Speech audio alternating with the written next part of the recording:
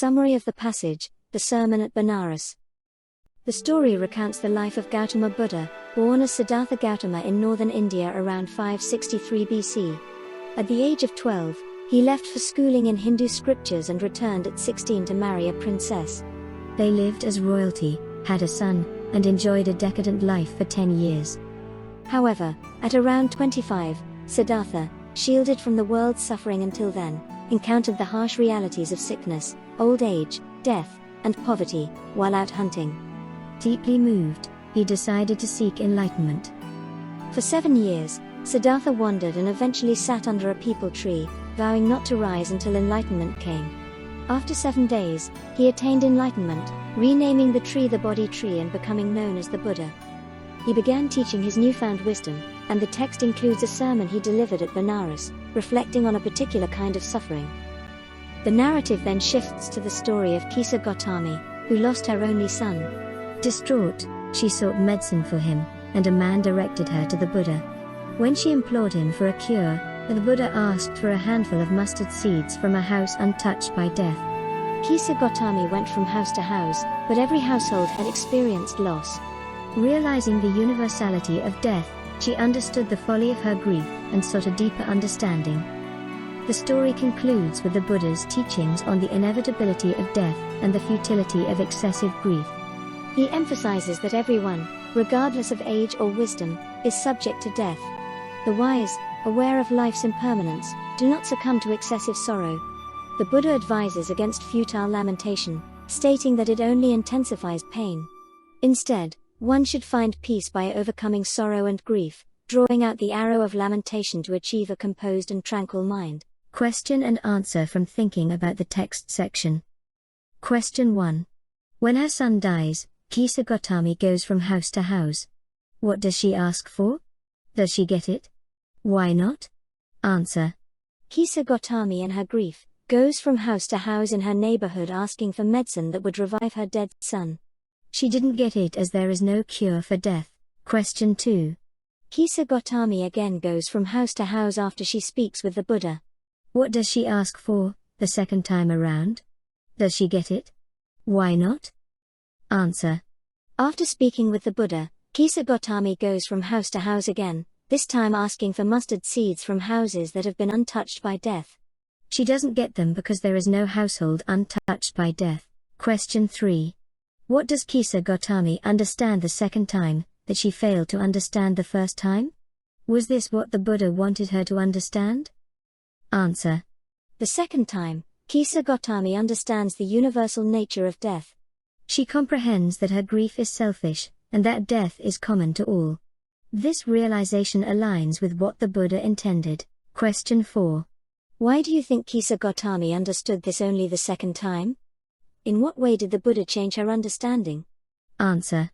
Kisa Gotami understands this only the second time because the Buddha's guidance and her experiences searching for mustard seeds made her recognize the shared human experience and the futility of avoiding death. Question 5. How do you usually understand the idea of selfishness? Do you agree with Kisa Gotami that she was being selfish in her grief? Answer. Typically, selfishness implies excessive concern for oneself. Kisa Gotami acknowledges being selfish in her grief. Whether one agrees depends on individual perspectives on coping with loss and empathy. Let us now move to the writing section. Write a page, about 3 paragraphs, on one of the following topics. You can think about the ideas in the text that are relevant to these topics, and add your own ideas and experiences to them. Topic 1. Teaching someone to understand a new or difficult idea. Teaching someone to understand a new or difficult idea requires patience, empathy, and effective communication. Breaking down complex concepts into digestible parts and using relatable examples can facilitate comprehension. Encouraging questions and providing a supportive environment fosters a positive learning experience. Tailoring the teaching approach to the individual's learning style enhances understanding. The teacher should gauge the student's progress, addressing any misconceptions promptly. Ultimately, the goal is to empower the learner to grasp the idea independently, promoting a sense of accomplishment. Topic 2. Helping each other to get over difficult times. In times of adversity, mutual support plays a crucial role. Offering a listening ear and expressing empathy create a safe space for sharing emotions. Practical assistance, such as helping with tasks or providing resources, can alleviate burdens. Encouraging open communication fosters a sense of community and shared responsibility. Sharing personal experiences of overcoming challenges can inspire hope and resilience.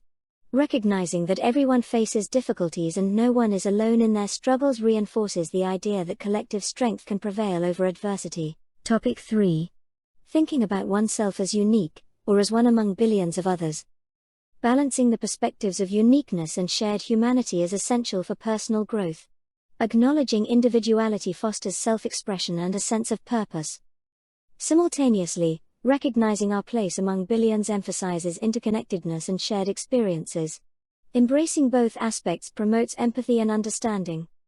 While each person is unique, common threads of emotions, aspirations, and challenges tie humanity together. Striking a harmonious balance between self-appreciation and a broader understanding of the human experience contributes to a well-rounded and compassionate worldview. Important vocabulary from the passage.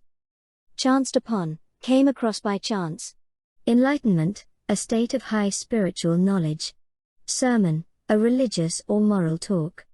Dipping places, bathing. Inscrutable, something which cannot be understood. Repaired, a stylistic use, went to. Valley of desolation, an area which is filled with deep sorrow. Mortals, those bound to die. Afflicted with, affected by suffering, disease or pain. Lamentation, expression of sorrow. Thank you for watching. Please like, share, subscribe and explore other videos on the playlist.